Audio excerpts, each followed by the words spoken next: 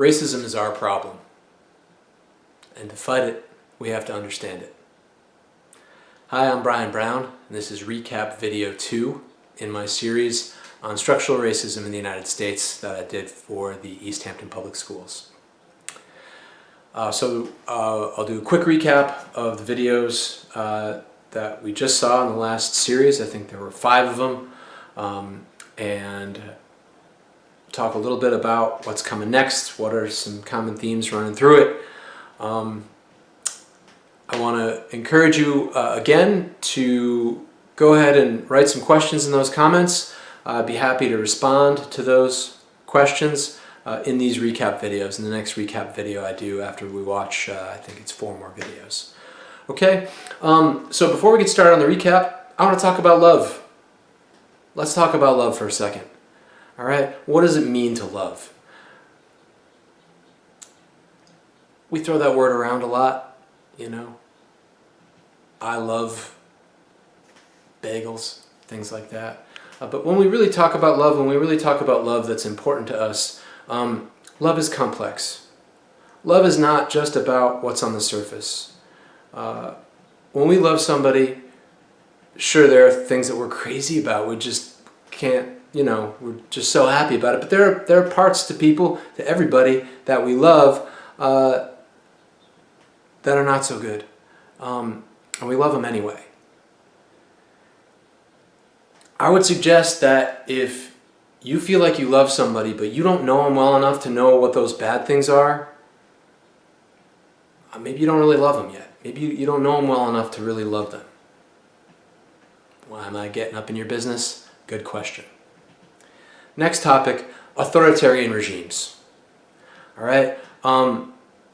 There's a long scholarly history of authoritarian regimes. Our country was founded principally to prevent one, to stop having an authoritarian regime in our country, and to really, the whole structure of our country, the whole, you know, if you study the civics of how America is established, you will see that the whole idea is anti-authoritarianism. Authoritarian regimes, they tend to make certain people their enemy. Now, the first group that they make their enemy are, you know, the scapegoats. So different authoritarian regimes choose different scapegoats. Put that aside for the moment. Once the regime starts cracking down on scapegoats, other groups that they look at are artists and academics. Now, artists are a target in an authoritarian regime because artists have an enormous amount of reach. Okay? Even during this pandemic, I bet you're checking in on artists. All right? I bet somebody you like released an album and you listened to it, or some TV show got released, or you're going back and binging some movie that you wanted to watch, some series you wanted to watch. All right? Artists have enormous reach. Okay? We're probably paying more attention to who our favorite artist is at times in our life, maybe not right now, but at times in our life than what, you know, politicians are doing, or so on and so forth. Okay, so artists are often targeted because they have an enormous amount of reach, and that's dangerous. An authoritarian regime wants all the information, all of the focus really to be on the regime. They want to control the narrative. Okay, now another group that is typically targeted by an authoritarian regime is academics. So this is teachers, this is professors, so on and so forth. And why is this group of people targeted in an authoritarian regime? Well, they're targeted because these are people who have authority on the truth. And these are people who have dedicated their life to studying something. And an authoritarian regime sometimes is threatened by the truth. And if you're threatened by the truth, then it's helpful if there aren't people around to remind you of what the truth is, or to remind the people. The press, of course, is also targeted by authoritarian regimes because they do both. They have an enormous amount of reach. They tend to have an authority on the truth. Okay? Why am I bringing this up? in our otherwise kind of lovely conversation about love? And the answer is this. I've started to see, I've started to hear from the president. I've started to see in sort of memes and posts and so on and so forth, this idea that that teachers are teaching kids to hate America. Okay, I'm a history teacher. I'm teaching right now a course on structural racism in America. All right, am I trying to get you to hate America? Absolutely not. Absolutely not. All right, I love America and I want you to love America. All right, I've traveled all over America. I've lived in different parts of the country, and I've met people from all over. I love it here. I love everything about the way that our government is set up to fight authoritarian regimes. It's set up to be a democracy. It's set up in so many positive ways. All right? And yet, we start to hear that there's this idea that because we want you to understand America, because we want you to understand that America works great for me. America has always worked great for me. Okay? We want you to understand that America doesn't work that way for everybody, so that we can make America better, because we are America. We are America. And that's the important thing to remember. All of us who are living here, whether you're a citizen or not, you're an American. We the people of the United States, not we the citizens of the United States. All of us Americans, all right? We are America. All right? And if America should work as wonderfully well for me as it does for people who live up the street from me, or who live a town over from me, or in a different state from me. All right? There's nothing more American than that. Okay? So I want to dispel this idea that's starting to kick around, all right? That teachers are teaching kids to hate America. All right? I'm not saying you should hate America. I'm saying maybe you don't know America very well yet. All right? Hang in. Let's talk. But please love America. So what do we talk about in the videos? All right? Well, the first couple videos talked about white supremacy and cognitive dissonance. All right? So I'm throwing some fancy psychological terms around here. All right? But what we're trying to get at is this idea that, Europe just blew up. They took over America. They took over the whole world. Before, within a couple hundred years, Europe ran the whole world. And at the same time that Europe was doing that, taking everybody over, setting up colonies, they were also going through this huge philosophical, political movement called the Enlightenment, where all of a sudden people started saying, you know what, I'm tired of just these people at the top having power and making decisions about how things work. I think everybody should be able to have decisions. Okay, and who everybody was still limited, right? But it kept expanding, all right? And these ideas were big ideas. Our country was founded on these ideas first.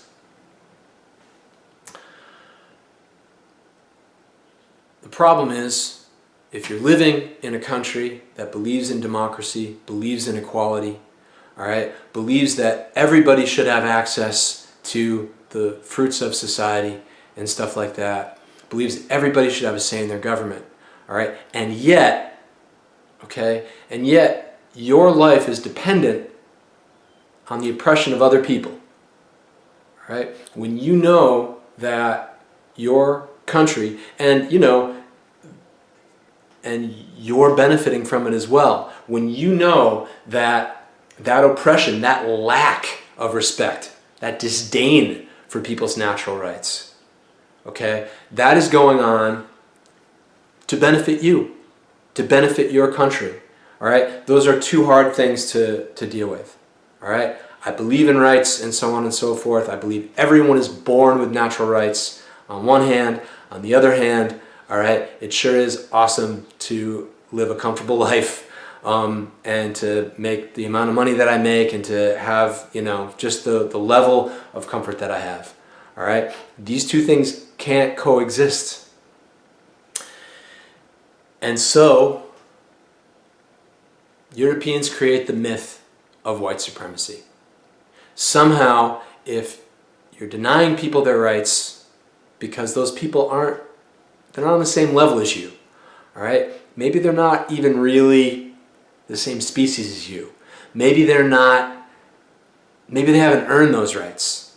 Now over here, remember, these are natural rights, we're born with them. Those aren't privileges, they're rights, all right? But still, in order to sort of trick the brain of the collective, Europe and the European diaspora, there's this idea of white supremacy, and people double down on it. All right, that's just a truth. Is that when people hold a belief that is that's somehow untrue, you would think that people, would be okay with it. Be like, okay, I guess you're right. But no, they tend to double down. All right, I took a course on the sociology of religion. We looked at cults, and when there's a doomsday cult. Right? There was that cult that believed that when the comet Hale-Bopp went across the sky that everybody was going to die back in the 90s, right? Heaven's Gate, I think they were called. And then there was a date that they were all supposed to die. Their cult leader told them they were going to die. Nobody died after that date. You would think everybody would have sort of rubbed their eyes and said, hey, I'm out of this cult. This is garbage. But instead, no, people doubled down. Actually, a lot of people killed themselves, but that's kind of a sad story. Maybe I should have used a different example. But the point is that a lot of times when we're confronted with something contrary to our beliefs, we don't change our beliefs. We sort of double down on our belief in them. All right, and so we see this whole academic field of white supremacy in eugenics and things like that. People are starting to talk about that. All right, but anyway, and so the myths of white supremacy are widespread. They're pervasive. Sometimes they're just outspoken, right? They're straight up white supremacists. They're people who go around who, very much just claim that white people are superior. All right, that when people are being racist like that, it's really obvious. But there are these different layers of it, and sometimes it's more subtle than at other times. Okay, whatever. Watch a movie from the '80s. If you haven't watched a comedy from the '80s. You'll see just how insensitive people were to racial issues that no one would ever say nowadays, et cetera, et cetera. Go further back if you want. So, probably the most dangerous myth about white supremacy, and remember our topic is about structural racism, and it's prompted by the death of George Floyd. One of the most dangerous myths is that people of color are more prone to react through emotion rather than rational thought, and that people of color are also quicker to violence, and frankly better at violence is sort of the way that the myth is written. All right, and so we see two traffic stops. All right, we see Dylan Roof, who is stopped the morning after he killed 9 people in a hate crime in a black church. We see him stopped, arrested. There's a gun in the car. We see Philando Castile, who is stopped, who also has a gun in the car. Philando Castile is black. Dylan Roof is white. All right, Philando Castile is shot 5 times. The officer shot 7 times into the vehicle as well. By the way, 2 of those bullets missed. There were 2 other people in the car, including a child. This idea that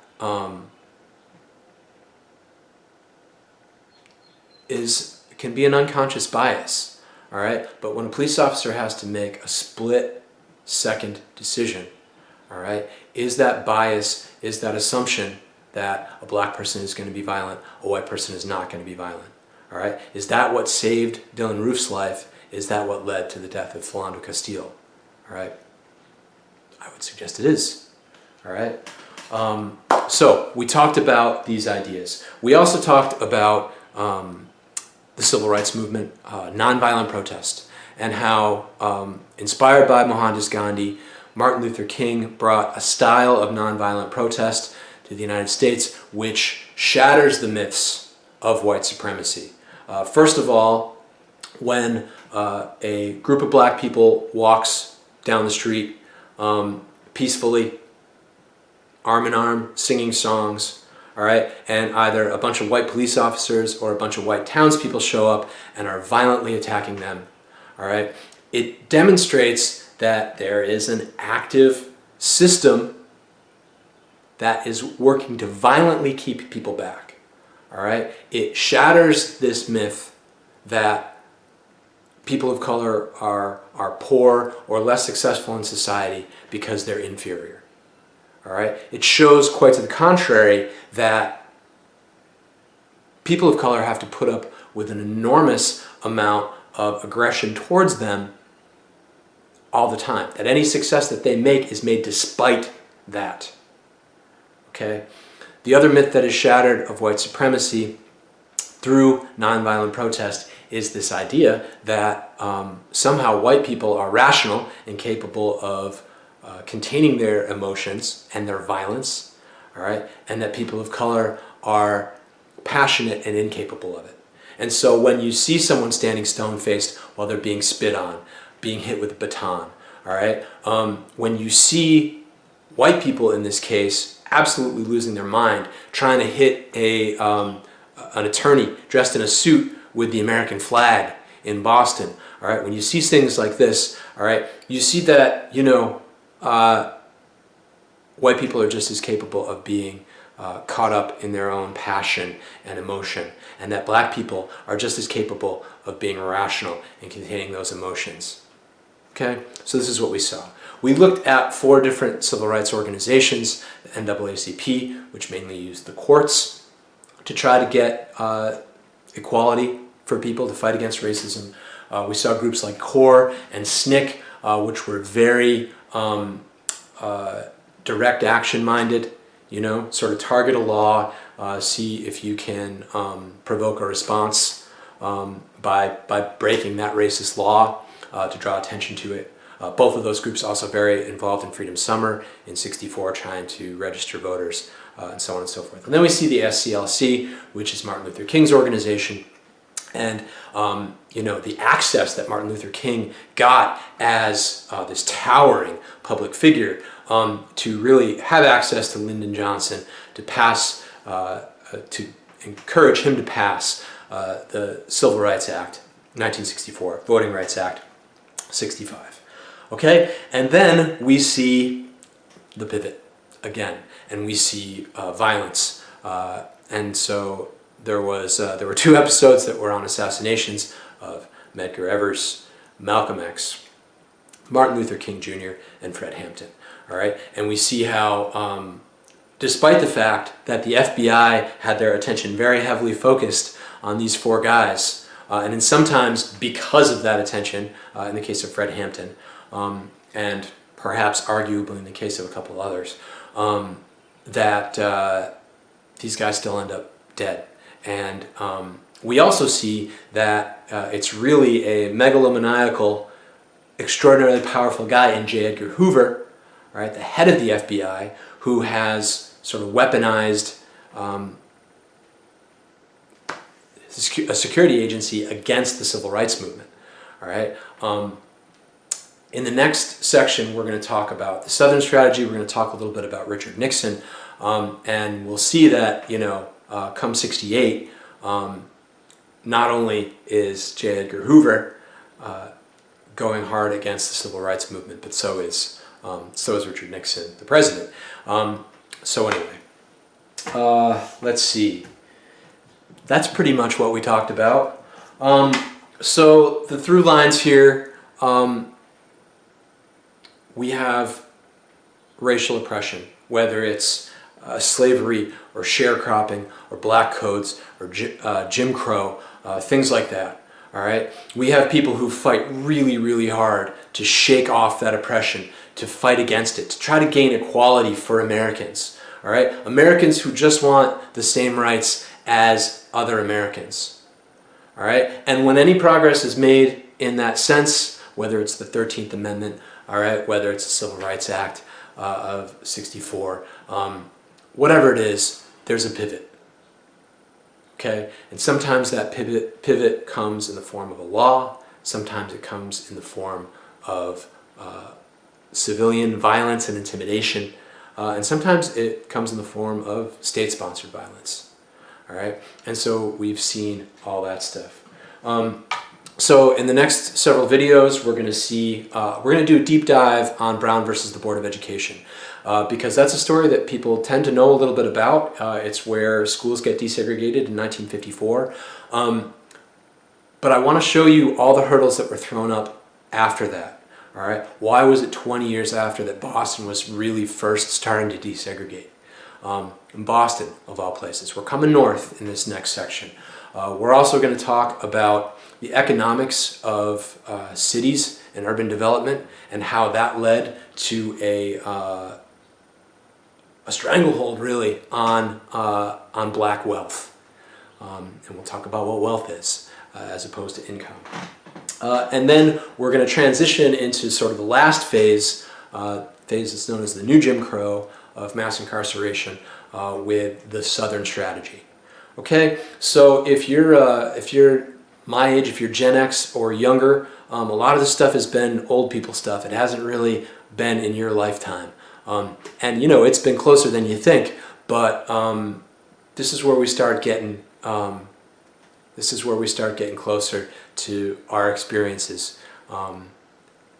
Anyway, thanks as always for tuning in, and I hope you're getting something out of this. And please, you know, send questions. Again, I recognize that could be a bad idea, but I want you to do it. And you know, I'll respond to them. You know, be polite. Okay? All right, y'all take care of each other out there. Take care of yourselves. Bye-bye.